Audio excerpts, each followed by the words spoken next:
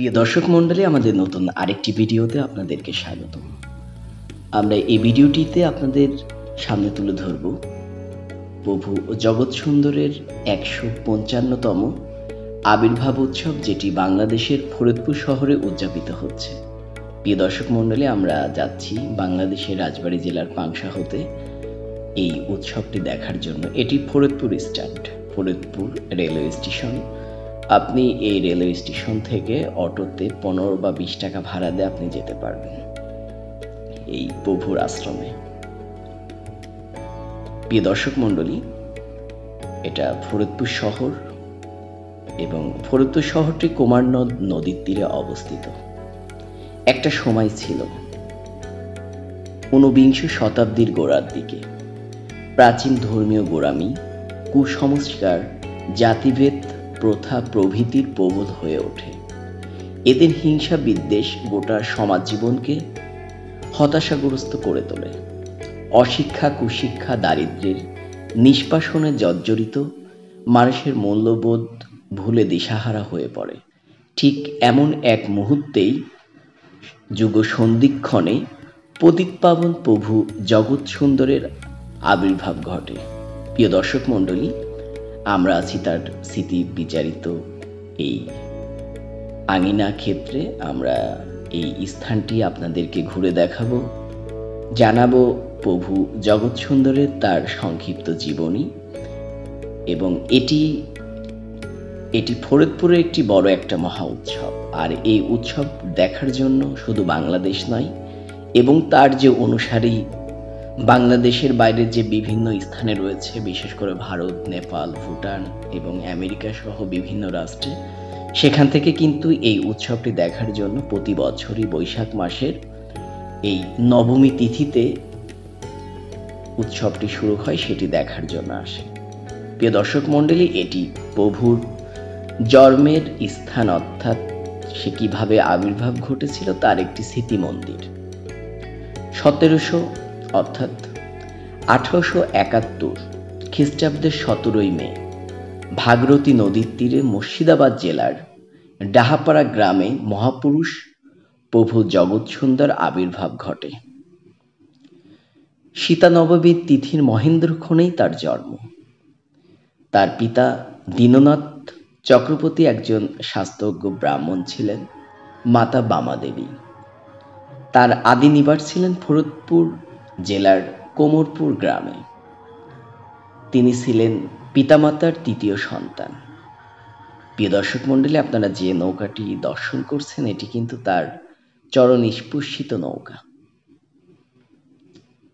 এটি রথ মন্দির এবং প্রভুর জন্মের সময় সমাজের নিচু জনগণকে সম্মান স্থানে তিনি বসিয়েছিলেন। তিনি ধর্ম সংস্থাপনের জন্যই এই জগতে আসেন। এই জন্য তিনি জগতের বন্ধু, তাই তার নাম হয় জগৎ বন্ধু। এবং এই রথ মন্দির প্রতি বছর যে রথযাত্রা উৎসব অনুষ্ঠিত হয়, সেই সময়ে এখানে কিন্তু বহু ভক্তের সমাগমের মধ্য দিয়ে রথযাত্রা উৎসবটি উদযাপিত হয়। আর এটি মেডিকেল ক্যাম্প রয়েছে এবং বিনামূল্যে এখানে চিকিৎসা দেওয়া হয়। এবং এই যে প্রভুর আর কি উৎসব উপলক্ষে এটি করা হয়েছে। প্রিয় দর্শক মণ্ডলী, আমরা যাচ্ছি ধেনু ক্ষেত্রে। এখানে একটি গরুর খামার রয়েছে এবং তারপরে আপনার একটা সুন্দর পার্ক রয়েছে। যখন আপনি আসবেন, আপনার বাচ্চাদের নিয়ে এখানে আর কি ঘুরতে পারবেন। আর এটি রান্নার স্থান। এবং এরকম কিন্তু আপনার 3টা স্থান রয়েছে। প্রত্যেক দিন প্রায় 700 থেকে 800 মণ চাউল রান্না করা হয়। আপনার সকালের দিকে বাল্যভোগ থাকে, অর্থাৎ সাদা ভাত, ডাল, তরকারি, পায়েস, টক ইত্যাদি। এবং দুপুরের পর থেকেই আপনার খিচুড়ি রান্না করা হয়। এই যে লাইনগুলো দেখতেছেন না, এখানে কিন্তু প্রচুর ভিড় জমে। আর যেই যে বড় একটা বিল্ডিং, এবং আপনি যখন আসবেন এখানে এটি ভাড়া নিয়ে এখানে থেকে এই উৎসবটি উদযাপন করতে পারবেন।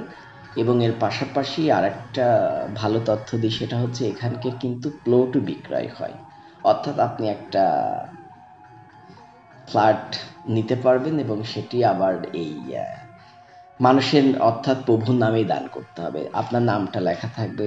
বাংলাদেশের বিভিন্ন পর্যায়ের ভক্তরা যখন আসবে তখন এটি আপনার দেখবে যে আপনি এটা দান করেছেন।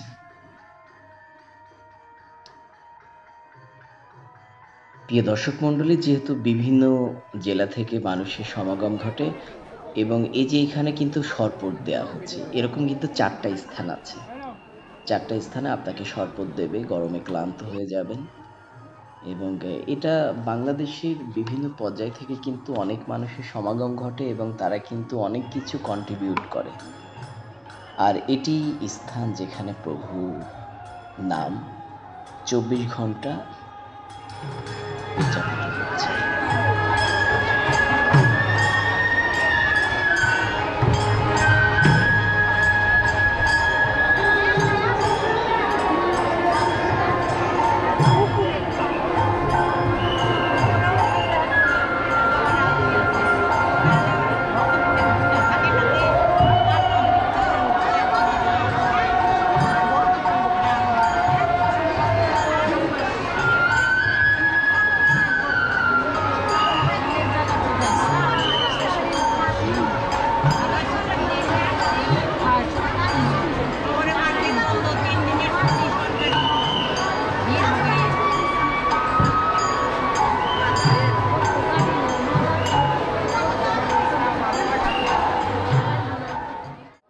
প্রিয় দর্শক মণ্ডলী, এটি সেই বিখ্যাত স্থান যেখানে 1971 সালে প্রভু জগৎ সুন্দরের নাম সংকীর্তন চলছিল। তখন পাকিস্তানি হানাদার বাহিনী এই মন্দিরে ধ্বংসযজ্ঞ চালায়। আর এখানে 8 জন ব্রহ্মচারীকে তারা নির্মমভাবে হত্যা করে। তাদের স্মৃতি বিচারিত এই স্থান। এটা বিশুদ্ধ খাবারের জল, আপনি এখান থেকে জল খেতে পারবেন আর কি। আর প্রিয় দর্শক মণ্ডলী, আপনারা জানেন যে এই নাথ মন্দিরটা এতটাই বড়, তারপরেও কিন্তু চারপাশে আর কি ছাউনি দিয়ে দেওয়া হয়েছে। চেয়ারে বসেও আপনি এই মহানাম আপনি শ্রবণ করতে পারবেন। প্রিয় দর্শক মণ্ডলী, চলুন আমরা রন্ধনশালাতে যাই। এই যে রান্নার স্থান, এখানে আলু, তারপরে কুমড়া, আলু রয়েছে এবং বিভিন্ন ধরনের সবজি রান্না করা হয়।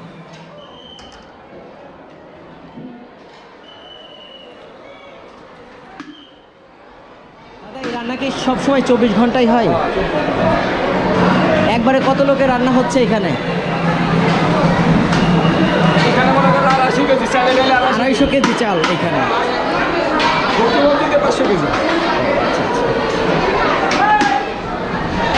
প্রতিদিন কত হাজার লোকের রান্না হয়? প্রতিদিন কত লোকের রান্না হয় এখানে গড় এভারেজ? 500-700 মন। ও আচ্ছা, তা 50,000-এর উপরে লোক খায়, তাই না? ও আচ্ছা, আপনারা কি প্রতিদিন রান্না করেন না এক একজনের দিন? দেশের বাড়ি কোথায়? চণ্ডীপুর। চণ্ডীপুর কোথায়? এটা কোন জেলা? ও আচ্ছা আচ্ছা, চণ্ডীপুর।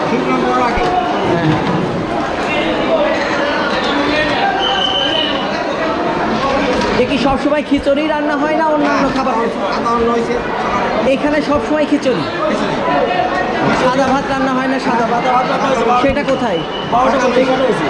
ও আচ্ছা আচ্ছা।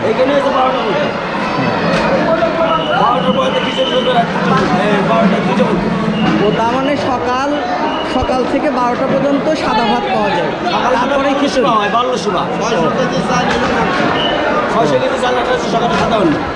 600 কেজি সকালে হয়েছে, আর এখন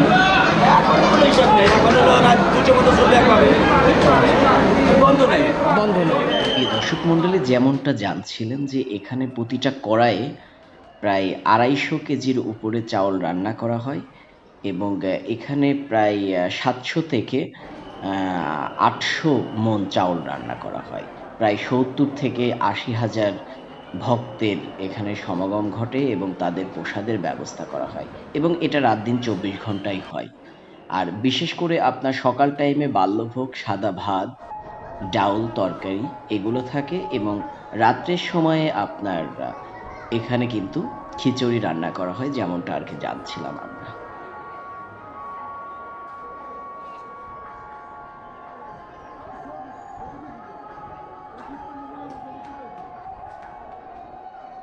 এটা গীতা মন্দির, অর্থাৎ এখানে প্রতিদিনই 4টা থেকে গীতা পাঠ হয় এবং এখানে একজন বাবাজির ছবি দেখতে পাচ্ছেন এবং তিনি গীতা পাঠের একটা আর কি প্রতিছবি এখানে ফুটিয়ে তোলা হয়েছে এবং প্রতিদিন 4টার সময় এখানে গীতা পাঠ করা হয় এবং এটি আরেকটি মহাপুরুষের স্মৃতি মন্দির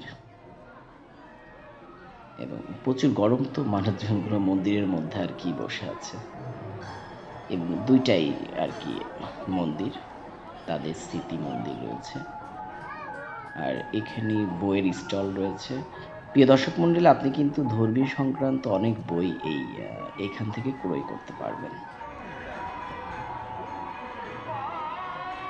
আর এটা বটতলা, অর্থাৎ প্রভুর এখানে একটি মানে যে বট গাছ রয়েছে, বিভিন্ন দোকানগুলো আর কি আসছে। আর প্রিয় দর্শক মণ্ডলী, দেখুন অনেক সুন্দর একটা গেট তৈরি করা হয়েছে। গেটটাও অনেক সুন্দর এবং এইবারই প্রথম এই গেটটা, এর আগে আরেকটি গেট ছিল, সেটা ভেঙে নতুন করে এটা তৈরি করা হয়েছে আর কি। প্রিয় দর্শক মণ্ডলী, চলুন তাহলে আমরা প্রভুর দর্শন করে আসি। তার মন্দিরটা খুলে দেওয়া হয়েছে জনসাধারণের জন্য, ভক্তদের জন্য। আমরা প্রভুকে দর্শন করতে পাবো, প্রভু জগৎবন্ধু।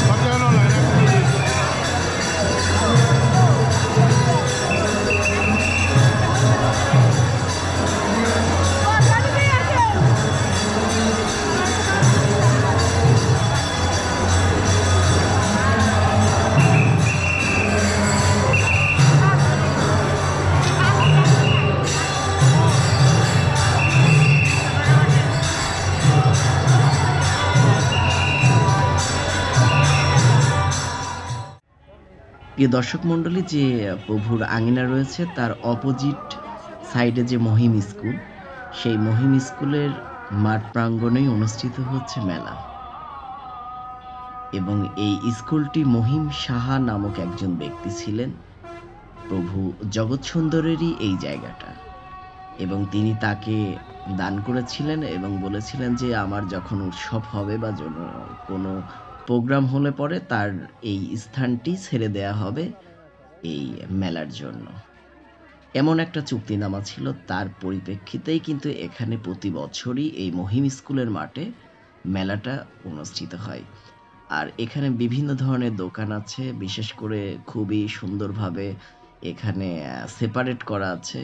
খাবারের সেক্টরটা এক সাইডে আছে, কসমেটিক সেক্টর এক সাইডে আছে, পূজা সামগ্রী এক সাইডে আছে এবং বিভিন্ন ধরনের আপনার বিভিন্ন যে রাইডগুলো আছে, বিশেষ করে আপনার নৌকা, নাকরদোলা ইত্যাদি এই সাইডে আছে এবং মিষ্টির দোকানগুলো আলাদা সাইড আছে। প্রিয় দর্শক মণ্ডলী, আমরা মেলাটা আপনাদেরকে ঘুরে দেখাবো এবং এই মেলাটা কিন্তু 11 দিন স্থায়ী থাকবে এবং আপনি এসে কিন্তু আপনার পছন্দের জিনিস, খুব সুন্দর ভালো জিনিস এখান থেকে কিন্তু ক্রয় করতে পারবেন। প্রিয় দর্শক মণ্ডলী, মেলাটা আমরা দেখি।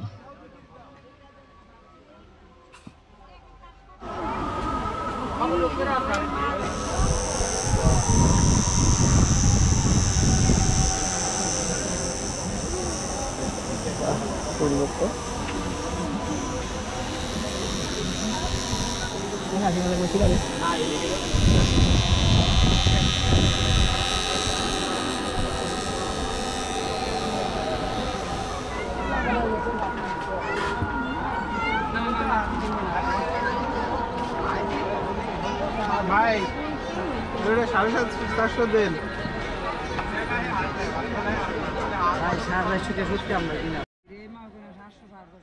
কই দেখান তো,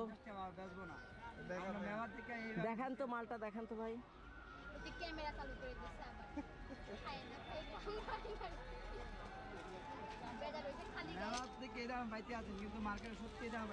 প্রিয় দর্শক মণ্ডলী, এই ছিল মেলার আর কি সার্বিক একটা দৃশ্য। আর এখানে কিন্তু প্রচুর পরিমাণ দর্শনার্থী সমাগম ঘটেছে। এখন সন্ধ্যা হচ্ছে এবং সন্ধ্যা হইলে পরে এখানে কিন্তু প্রচুর ভিড় জমে। আর এখানে কিন্তু প্রসাদও দেওয়া হচ্ছে প্রভুর, পাশাপাশি আপনার জলের শরবত রয়েছে এবং এরকম স্থান কিন্তু আপনি 4-5টা স্থানে পাবেন আর কি, যেখানে আপনি একটু পর পর এই শরবত বা জল এগুলো খেতে পারবেন। প্রিয় দর্শক মণ্ডলী, এ ছিল প্রভু জগৎ সুন্দরের 155তম আবির্ভাব উৎসব উপলক্ষে আয়োজিত 2025 সালের উৎসব। প্রিয় দর্শক মণ্ডলী, আমাদের সম্পূর্ণ ভিডিওটি দেখার জন্য আপনাদেরকে অসংখ্য ধন্যবাদ। আমাদের নিত্য নতুন ভিডিওটি দেখার জন্য আমাদের হিন্দি ফেস্টিভ্যাল ইউটিউব চ্যানেলটির সঙ্গেই থাকবেন। ভালো থাকবেন। আরেকটি ভিডিওতে আপনাদের সঙ্গে দেখা হবে। হরে কৃষ্ণ।